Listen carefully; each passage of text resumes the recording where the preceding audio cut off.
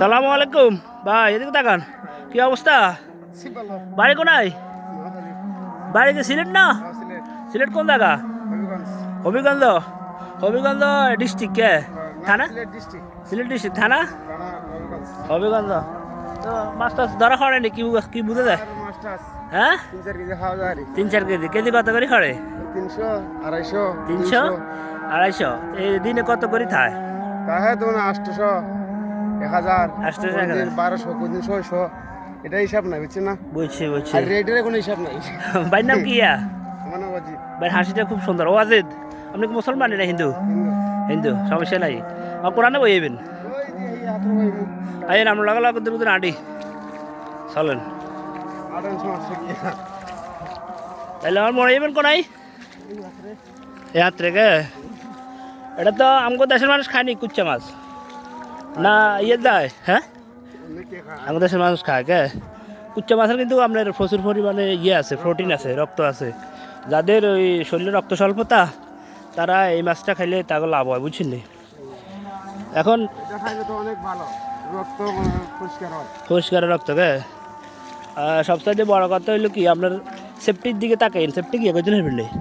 আপনি অনেক সময় ইয়ে করেন যে এই হাতের নামেন যে, মানে ওই নোংরা নোংরা জায়গা সবসময় সাবধানে নামিয়েন। কারণ একটা ভাই কাটা গেলে বিপদ, কথা বুঝছেন?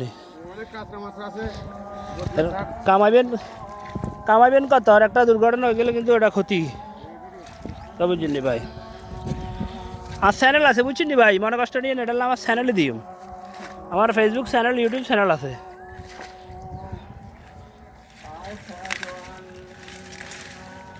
এটা হলো বইয়ের সিস্টেম কে? প্রিয় দর্শক, আসসালামু আলাইকুম। দেখেন ভাই সিলেট থেকে আমাদের নোয়াখালীতে এসে কুচ্ছা মাছ ধরতেছে। অর্থাৎ এই কুচ্ছা মাছ ধরে ওনারা ওনাদের জীবন যাপন অর্থাৎ জীবিকা নির্বাহ করে। ভাই কি বিয়ে করছেন? বিয়ে শাদী করে না? বয়স কত? 25 বছর। মা বাপ আছেনি? ভাই বোন কয়জন? বোন নাই? বোন 2জন। এই বোনটাকে হরালে করেনি না? আইয়ে পরে মাশাল্লাহ, হরালে তো বেলু আছে। ইয়ে করিয়েন। হ্যাঁ হ্যাঁ, আপনি কি সংসারের উপার্জন ক্ষম ব্যক্তি একমাত্র? বাবা মুসলমান, চলতে পারে না, তাহলে সংসারের উপার্জন ক্ষম ব্যক্তি একমাত্র আপনি। প্রিয় দর্শক, ভাই আসলে আপনার নিজের সংসার পরিচালনা করার জন্য সেই সিলেট থেকে আমাদের নোয়াখালী এসেছেন। আপনারা যদি ভাইকে ভালোবেসে থাকেন, ভাইয়ের ভিডিওটি অবশ্যই শেয়ার করে দিবেন। আর ভাই তার সংসারের জন্য অর্থাৎ পিতামাতার জন্য, বন্ধুদের জন্য অনেক কষ্ট করে। আর আপনারা দেখতেছেন যে এই কুচিয়া মাছ ধরা আসলে কিন্তু এটা এত সহজ নয়, অনেক কষ্টসাধ্য ব্যাপার। অর্থাৎ সকল কিছুর মালিক, রিজিকের মালিক মহান আল্লাহ তাআলা।